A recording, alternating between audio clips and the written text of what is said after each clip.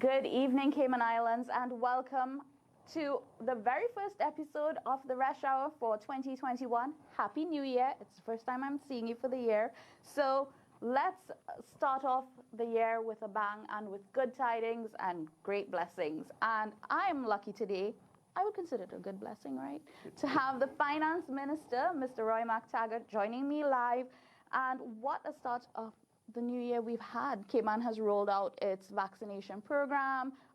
We are with a lot of hope, looking forward to a March reopening. So tonight we're going to be discussing what does that mean for us in terms of dollars and cents. And who better to talk about dollars and cents than the finance minister, right? So let's get to the question that's on everyone's minds, money. What is the position with government finances? How are we looking? I'll just take 2 seconds before I answer your question. Of course, Resma, and just say how delighted I am to be here with you, and also delighted to be speaking to the wider Cayman Islands. I want to wish everyone a very happy new year. And you framed it right, because January and this new year has gotten off in a very positive way for Cayman, with the fact that we have got our first shipment of the vaccine that allows us to start the program of vaccinating our people, and therefore building up the immunity, and hopefully keeping our people safe and this virus at bay and out of Cayman.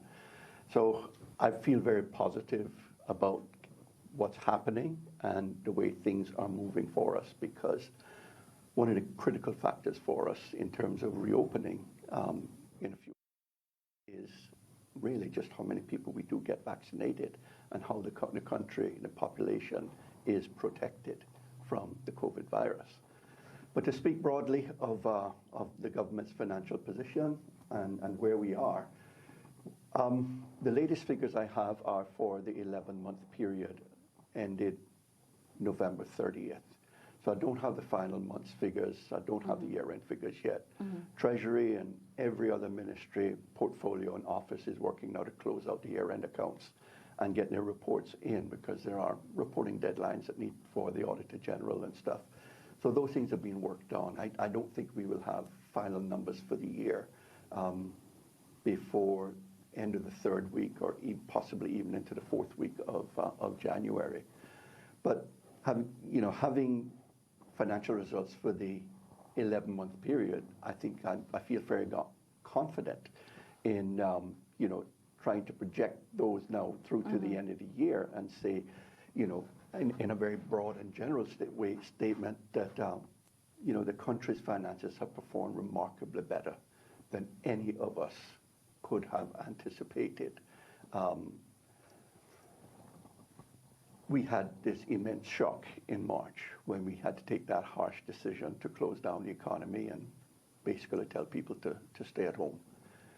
And, for that 2-month period, very, very critical 2-month period, they were probably some of the darkest days.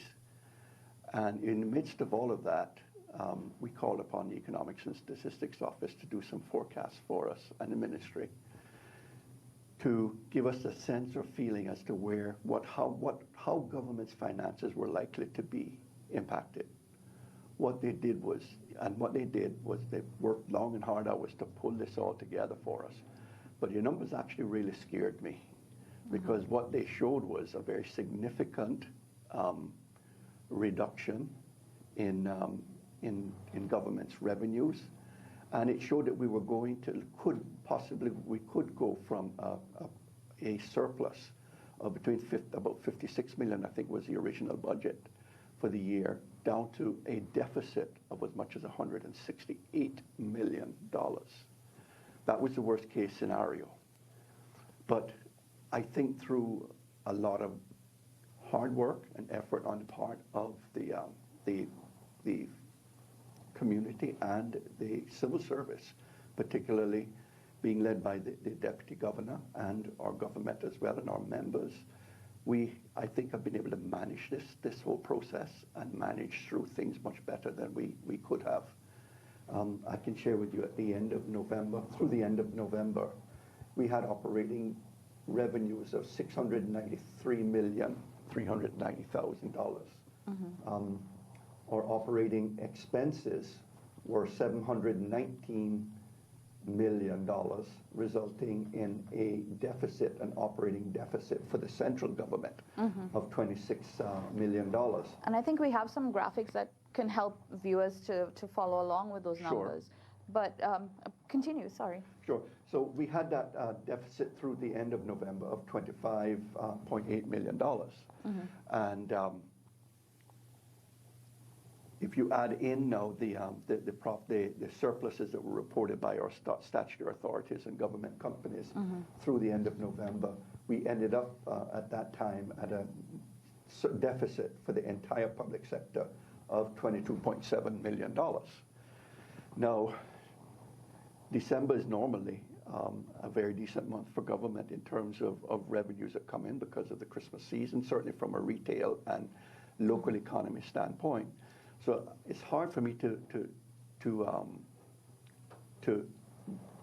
say that the numbers and final results for the year would be much worse than a deficit of 50 to say $75 million for the year, which you compare that to $168 million. I mean, I'm just saying, thank God, you know. And while we have experienced significant increases in expenses as a result of COVID-19, some of those increased expenditures have been mitigated by savings in other areas of government spending. For example, the two biggest areas are in the emoluments for the salaries and wages and compensation of civil servants. Particularly, they've managed through this process by delaying recruitment of positions that have been funded to be filled. And, you know, we haven't really suffered anything in terms of the quality and the work of the civil service as a result of those decisions that were taken. But that was very positive. And so kudos to the Deputy Governor and the leadership team there. And we've had quite a bit of savings, too, in what we call the consumables expenditures. That's, you know, your operating supplies, you know, use of some consultants and services, that sort of stuff. There were significant savings, have been significant savings there in those expenditures. Those are the two big areas. And that helped you along to maintain government finances to the somewhat enviable position, some would say? Absolutely. Let me share with you. I mean, at the end of November, we had $456 million in cash and cash equivalents on hand.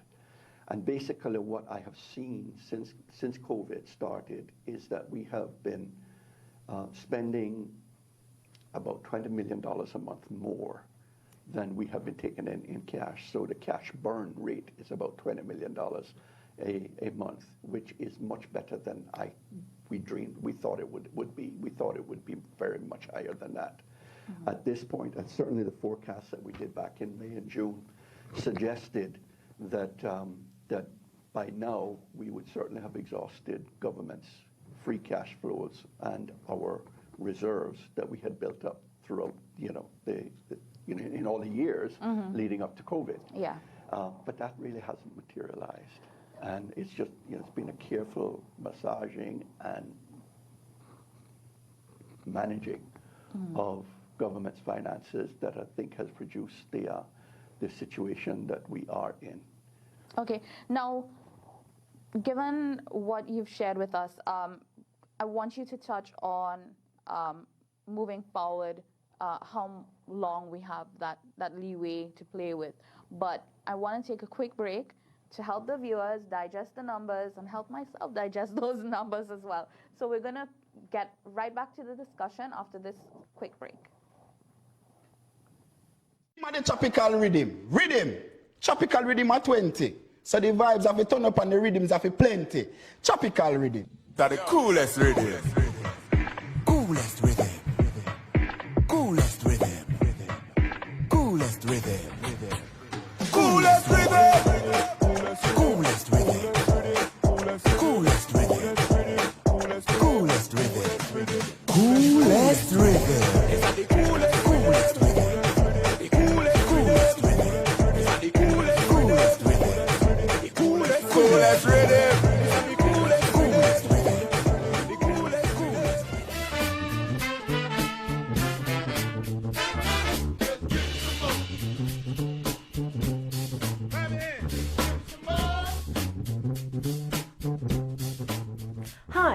I'm Vicky Wheaton. Join me as I meet some of Cayman's most interesting people.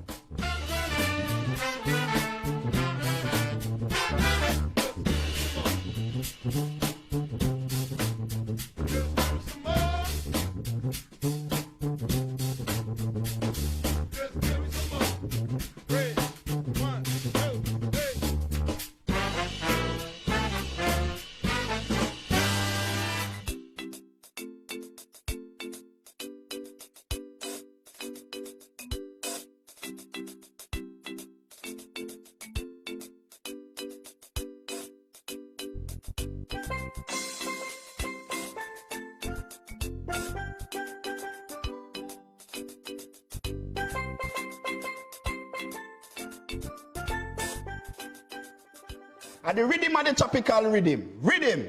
Tropical rhythm at 20. So the vibes have a turn up and the rhythms have a plenty. Tropical rhythm. That the coolest rhythm. Coolest rhythm. Coolest rhythm. Coolest rhythm. Coolest rhythm. Coolest rhythm. Coolest rhythm.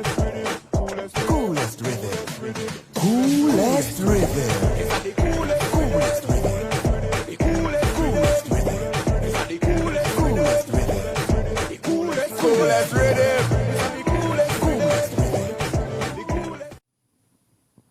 Welcome back to the Rush Hour. We're continuing our conversation with Finance Minister, Mr. Roy McTaggart. When we took the break, we were talking about what government finances looked at the end of November, and you were saying that it wasn't as bad as we expected, and you shared with us some of the managing of the expenses. But with the numbers that we have, what's the picture looking like for us continuing on for the next couple of months? How much money do we have left? Well, I started to talk briefly about that, Reshma, and I said that at the end of November that we had like $456 million in cash. Now, of that amount, $279 million of that is unrestricted cash that we are able to access and spend as necessary. And the remaining $177 million are reserves and restricted cash that we are not able to access without the approval of the Legislative Assembly, generally speaking. So, I mean, just looking at the unrestricted cash balances at the current, rate in which we are consuming cash, we are certainly safe for at least through the middle of the year, possibly even later. So, but we have to remember that we do have the standby line of credit that we put into place last year, late last year. That amount is $310 million, I think. I can't remember the exact amount. But anyway, $310 million in round terms that's available to government to borrow if we need it. And this whole idea of the cash burn, it's a moving target for us because of, we never know. I don't know at this point, what the revenues are really going to look like going into the year, as well as exact timing with regard to the return for tourism. How quickly does tourism return, and how quickly we can get back to what we consider the normal state of play for the entire Cayman economy. Yeah. So I mean that is the big unknown for us right now, in terms of things and how quickly people can get back to being fully employed.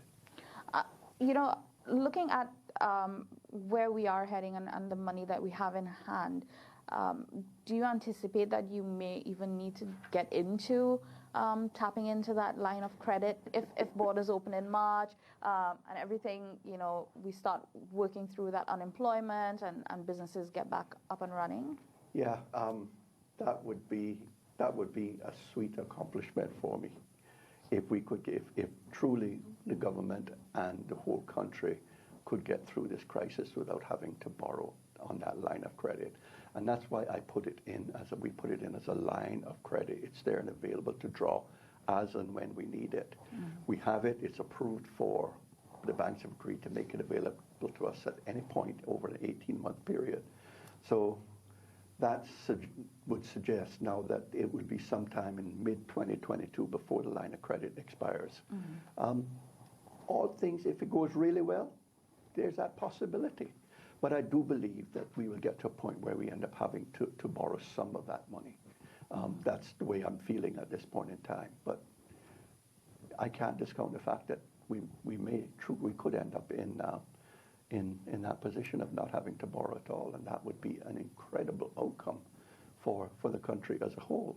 But I do speak positively about the way things are, and I just have to stress to and want people to understand that the reason we are here is because of the efforts that we have made over the last 6 and 7 years in order to build the reserves that we had. And when you build those, this is the sort of thing that you build your reserves for an economic shock. I recall 2008, 2009, when we had the Great Recession, we didn't have reserves. And government therefore had to resort over a couple of years there where we had to institute very significant revenue measures. The last one being in 2012 in order to plug the deficit that were being generated every year. And we've just not had to be in that position right now. We have the reserves in order to see us through. And the challenge we have, and we continue to watch this and to adjust accordingly, is to manage our way through it in such a way that we come out much stronger, in a far better financial position and stronger position at the end of it all. Now, you had indicated a projected GDP growth for 2021, 2020 around 7.2%.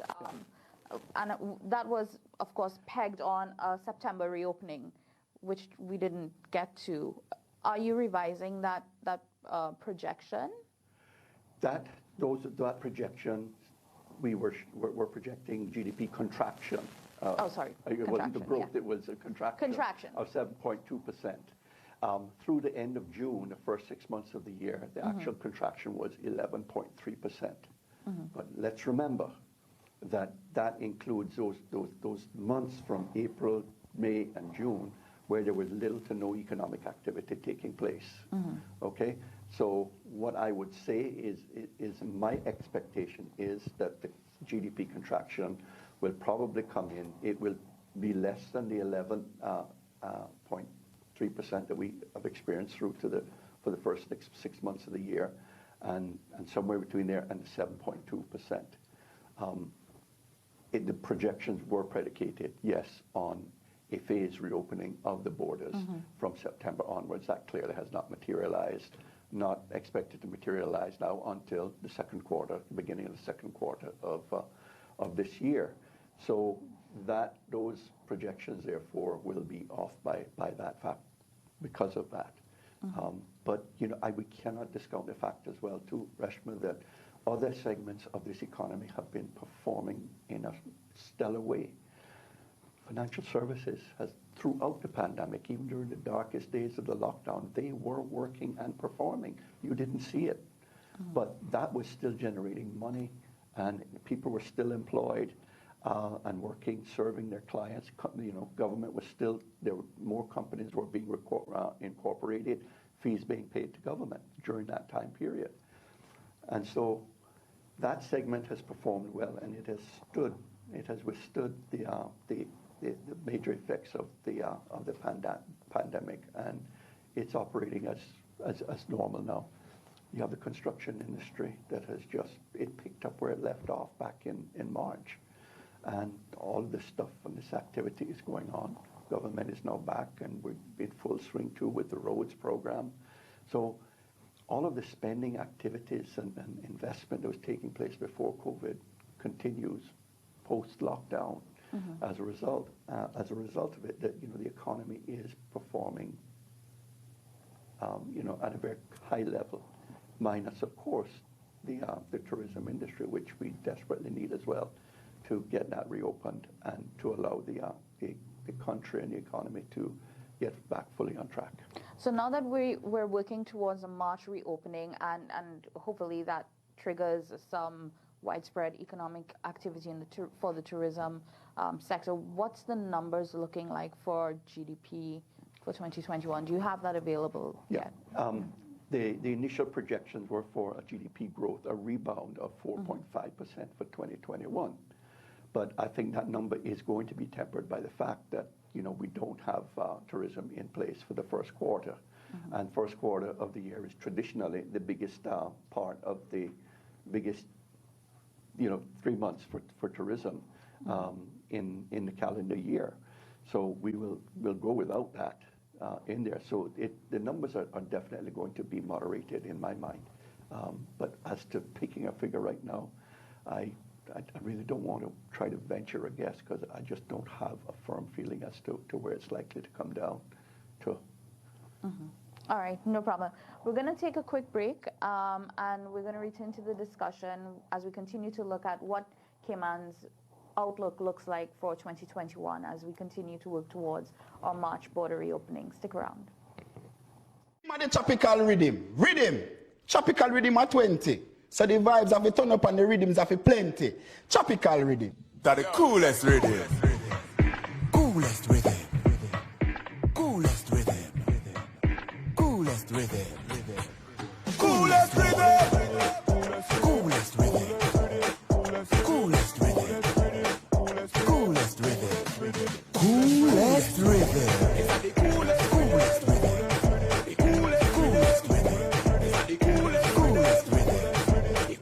Coolest rhythm.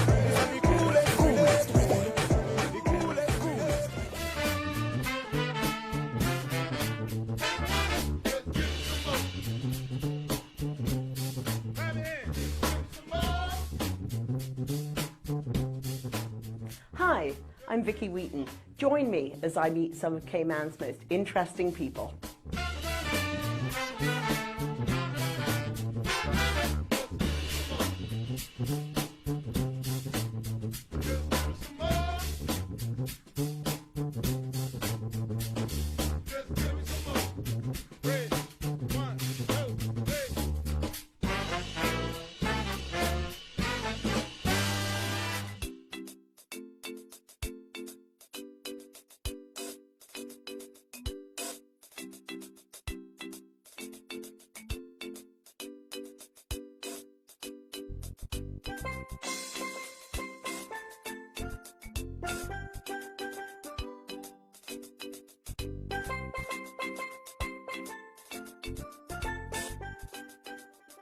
And the rhythm of the tropical rhythm. Tropical rhythm at 20. So the vibes have a turn up and the rhythms have a plenty. Tropical rhythm. That the coolest rhythm. Coolest rhythm. Coolest rhythm. Coolest rhythm. Coolest rhythm. Coolest rhythm. Coolest rhythm.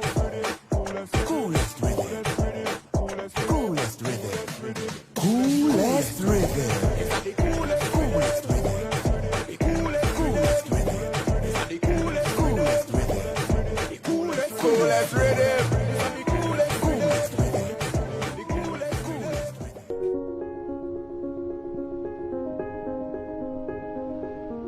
Starting a foundation and coming from very humble beginnings, because ultimately it was just an idea. My partner had come up with the fact that we'd been very involved with the breast cancer and the cause as a whole because of Brenda's passing when she was 36.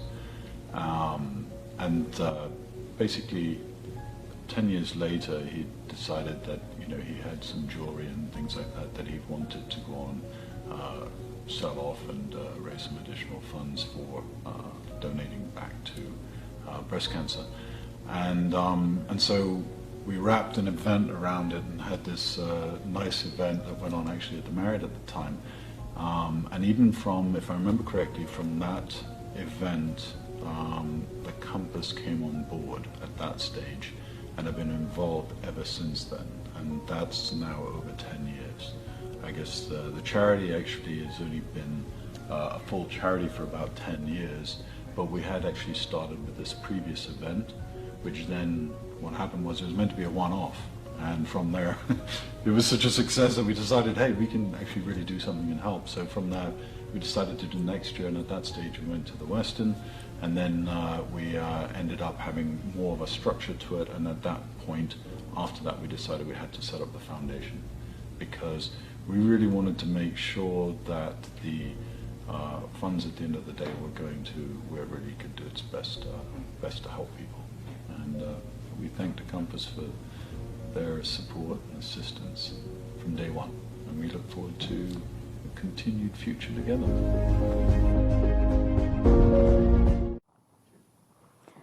Thank you for staying with us here at the Cayman Compass, the Rush Hour. With me is Finance Minister Mr. Roy McTaggart, and we're continuing our discussion on Cayman's economic performance and its outlook. Now, I want to take us back to that COVID period, because we talked about COVID and what it was like making that decision to lock down, close the borders, and basically close down the tourism industry.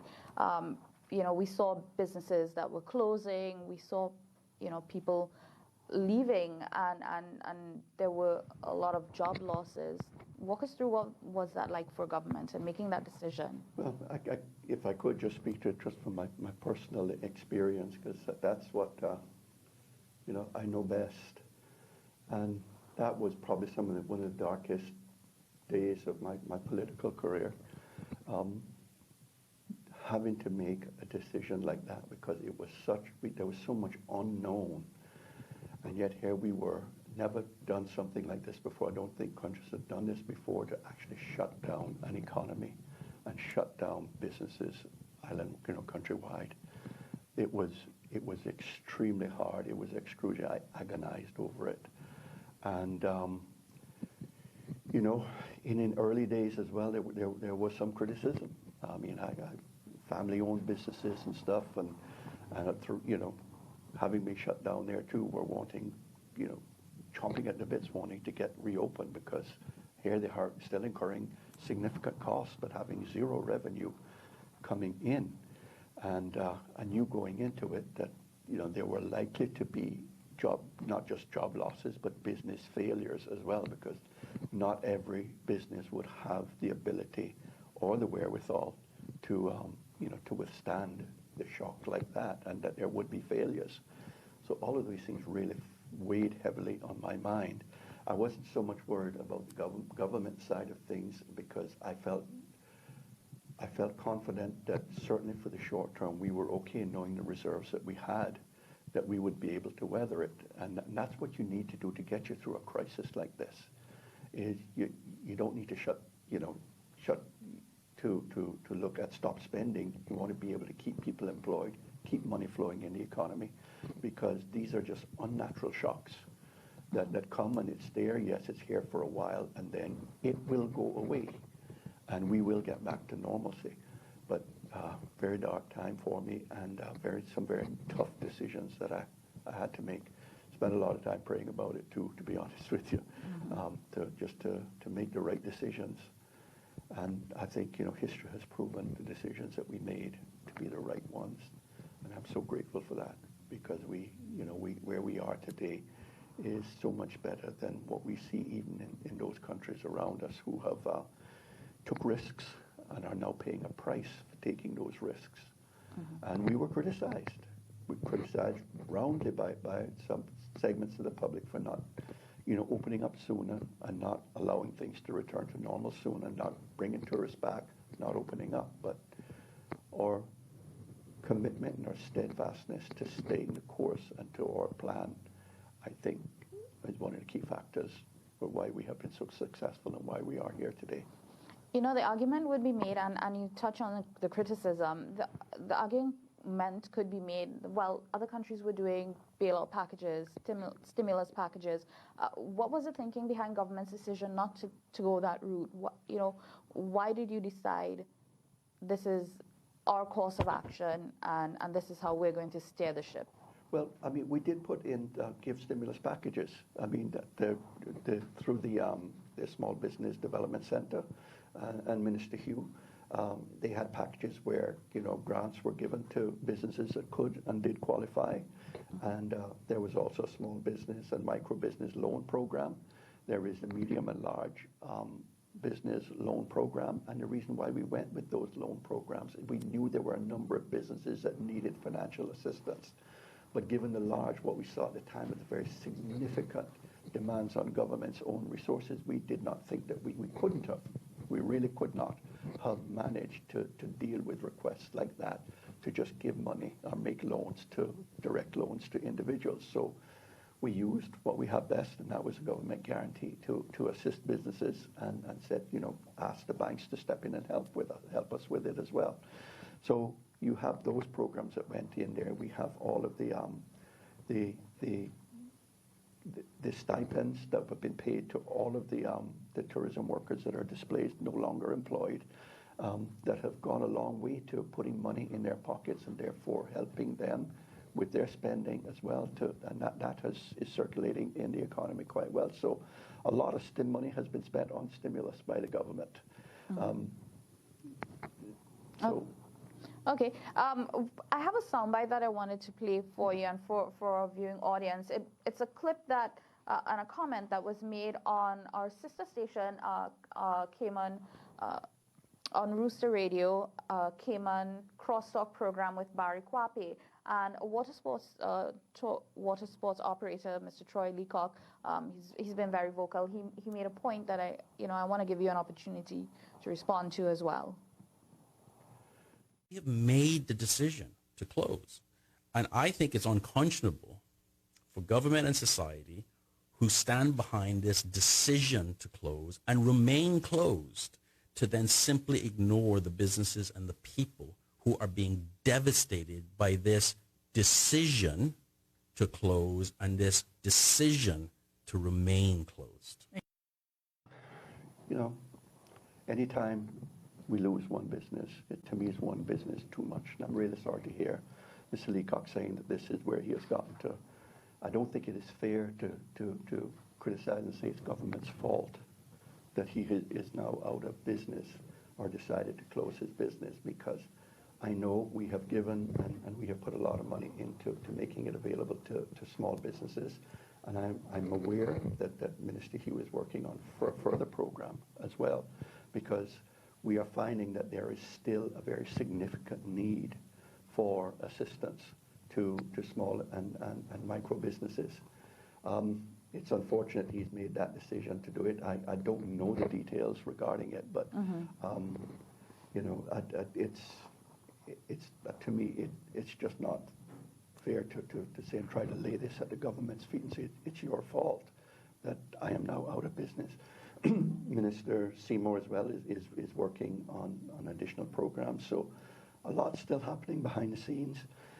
Just because people don't get the answer that they think they should get from government at this point, or the response, then doesn't mean nothing is happening within government. So, I mean, we have, as I'll defend our record till I die, that we have done quite a bit to help businesses and help them through the pandemic.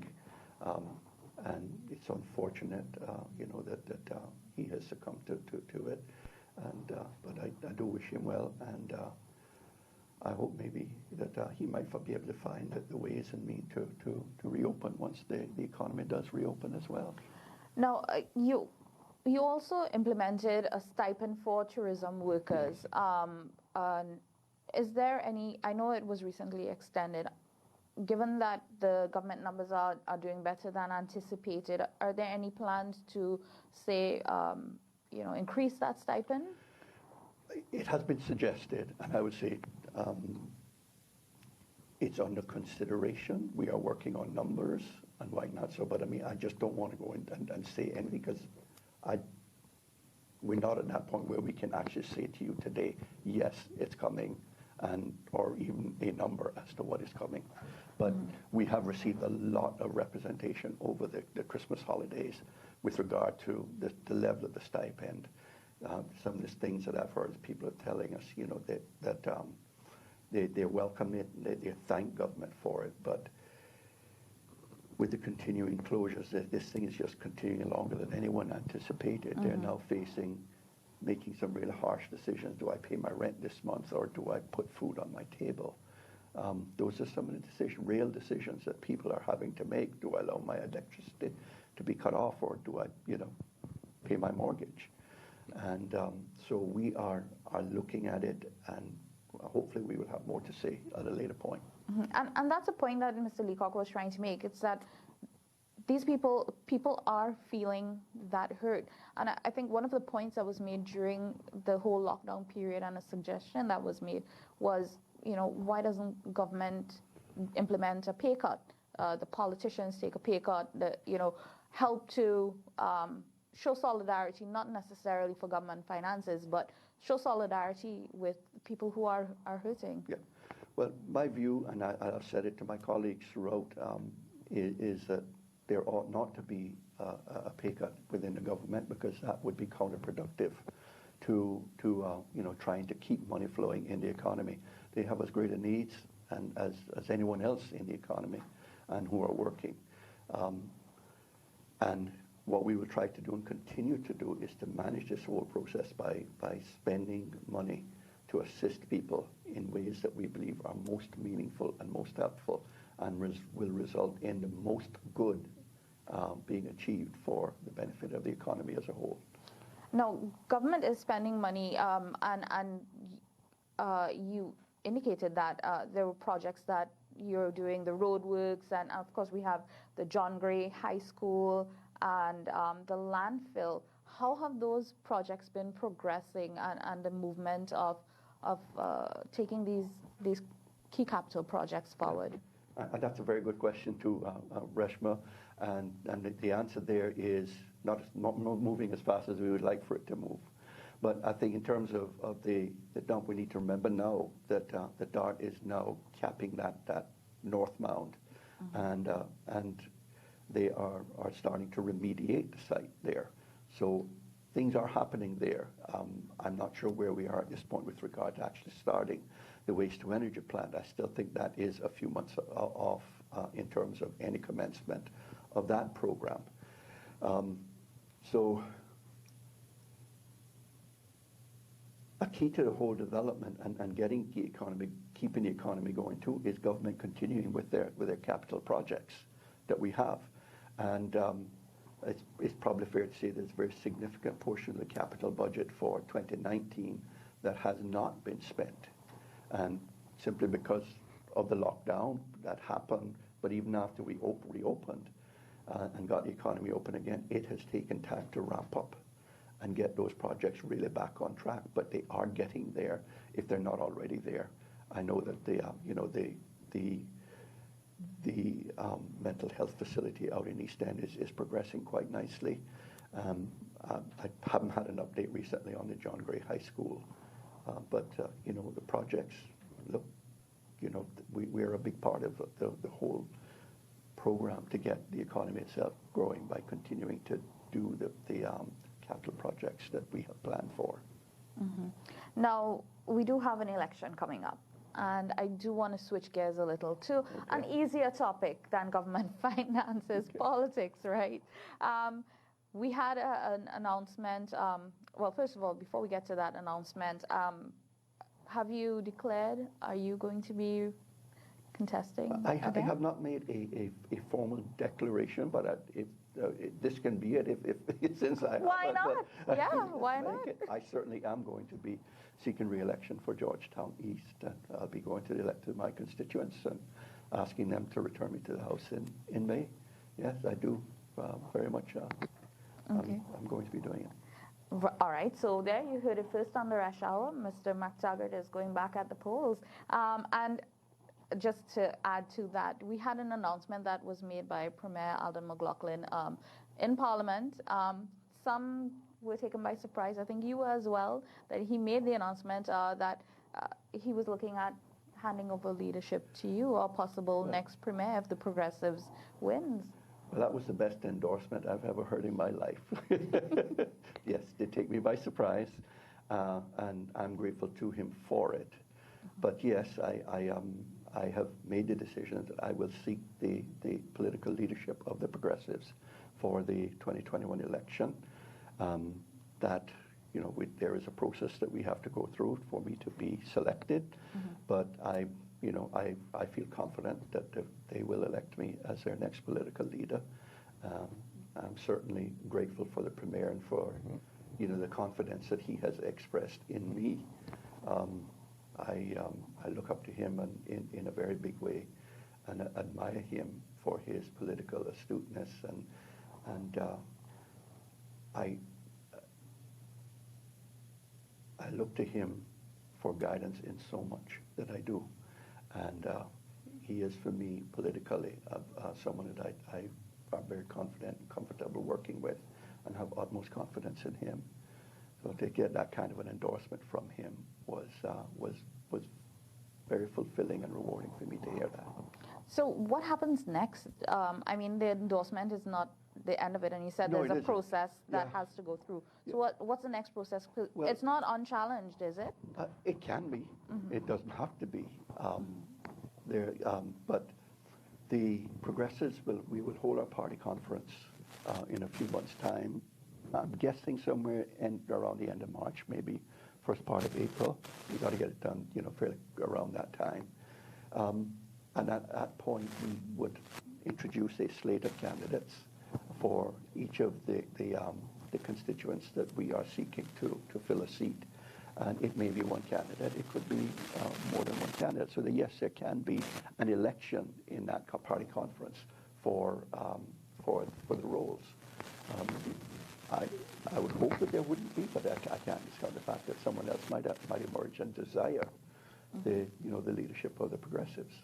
Okay. So have you started addressing your mind to what the campaign is going to look like? What the hot topic areas that you'll be focusing your leadership on? Because I think heading towards an election, everyone has those areas that they're very keen to hear about. Well, I mean, we're only just starting to thresh out those ideas and what the party manifesto should look like and what would be there. But I would venture a guess, Reshma, at the top of the list is going to be managing our way through the rest of this crisis and seeing our way through to the end.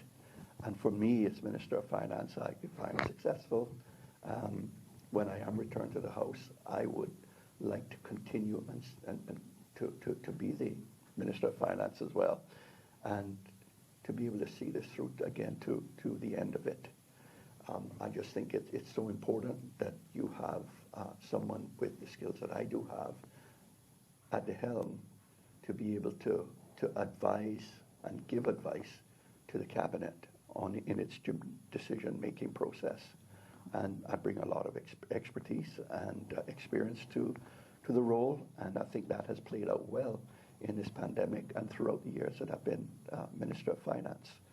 Well, we're going to have to leave it there because we have to take a quick break. And when we come back, we're going to get into community questions, which is where we get you involved in the discussion. So stick around. We'll be right back. The tropical rhythm. Tropical rhythm at 20. So the vibes have a turn up and the rhythms have a plenty. Tropical rhythm. That the coolest rhythm. Coolest rhythm. Coolest rhythm. Coolest rhythm. Coolest rhythm. Coolest rhythm. Coolest rhythm. Coolest rhythm. Coolest rhythm. It's the coolest, coolest rhythm. The coolest, coolest rhythm. It's the coolest, coolest rhythm. The coolest, coolest rhythm. It's the coolest, coolest rhythm. The coolest, coolest.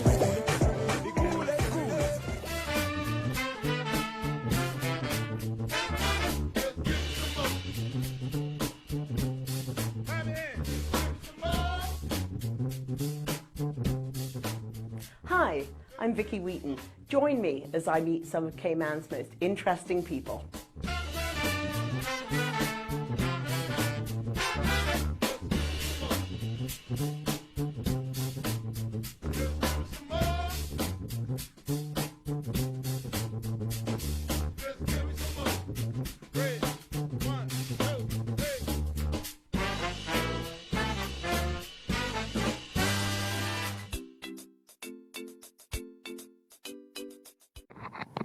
That's right. Oh, sorry, and welcome back. Of course, I was not prepared for that. Thank you, Leroy, for that quick introduction. We're going to get into community questions now, where we get the community involved, and I believe we have a question from the public.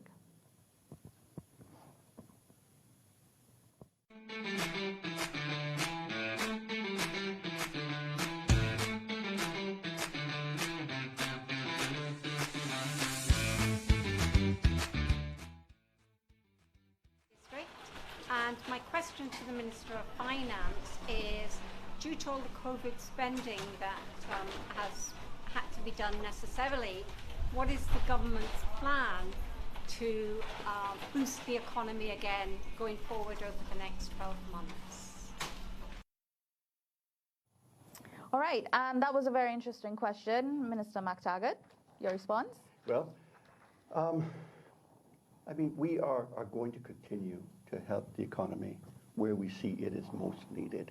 As I mentioned earlier, you know, there are further stimulus measures and assistance that are being developed for the small and micro businesses by the Ministry of Commerce, and we're hoping that will, you know, be rolled out not too far from now.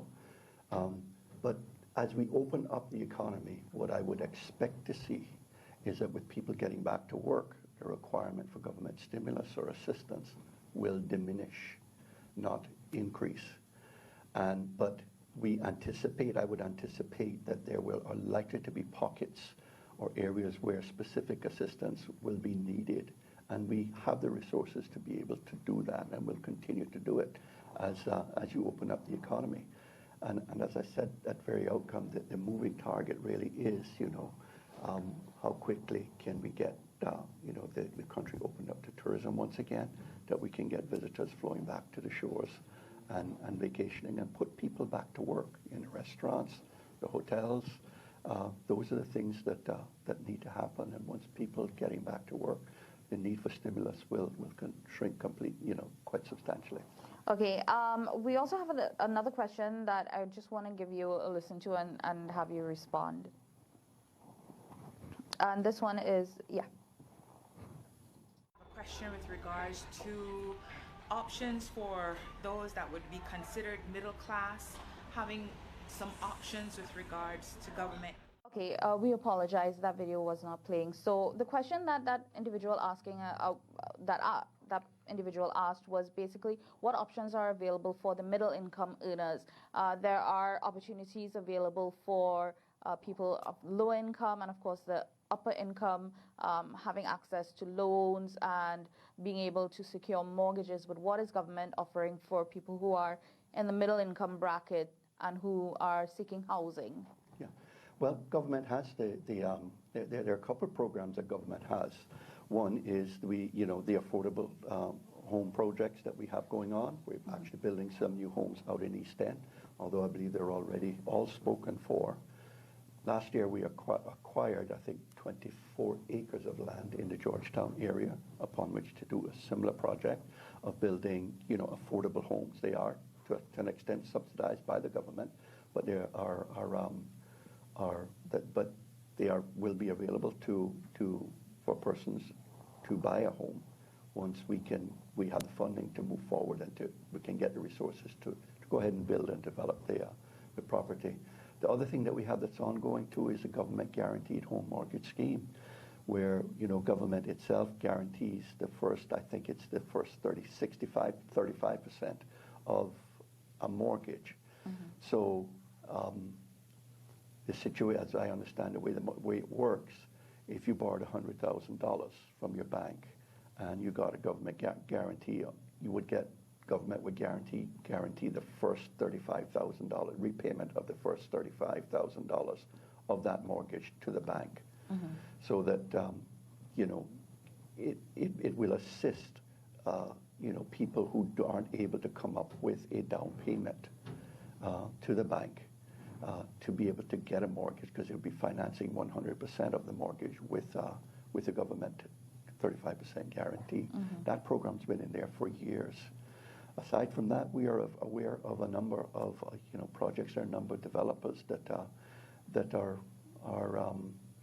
have done developments that are aimed squarely at middle income bracket within our societal structure. A couple of them, I attended an opening yesterday for one, mm-hmm. actually, where the first phase of the development was completed and opened. And I'm aware of others as well, not just in the Georgetown areas, but in Savannah and outer districts as well. So I don't think it's, there are programs that are available, and there are job options available to people in the middle income bracket to to acquire a home. Okay. We also had some questions that were sent in from Twitter, and I want to take us to those questions. One of the questions that was sent in was, how is the Cayman Islands government aligning with the objectives of the UK on climate change and ensuring effective allocation of funding? There was also a motion back in the LA in 2020 that that was brought. Whatever happened to implementation of that? Well, again, with the motion, I'm trying to remember back to the specific motion you're referring to. But with regard to the objectives on climate change, it's very timely, really, because I know the governor just reported to us as well that he had received inquiries from the UK government. And so, yes, there is a push for us to align ourselves with the UK's goals and objectives on climate change, and it is something that we have to address moving forward.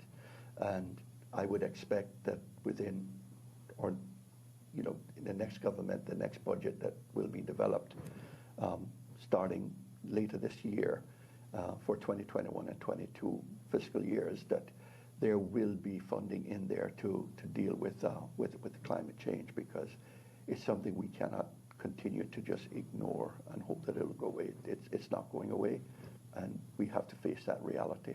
And as an island country, low-lying in so many, it is absolutely critical that we seek to address this as best we can.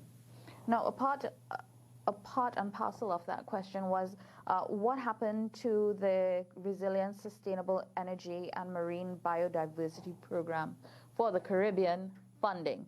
I know there's an acronym, but in particular, the funding that was given under I believe it's a UN program.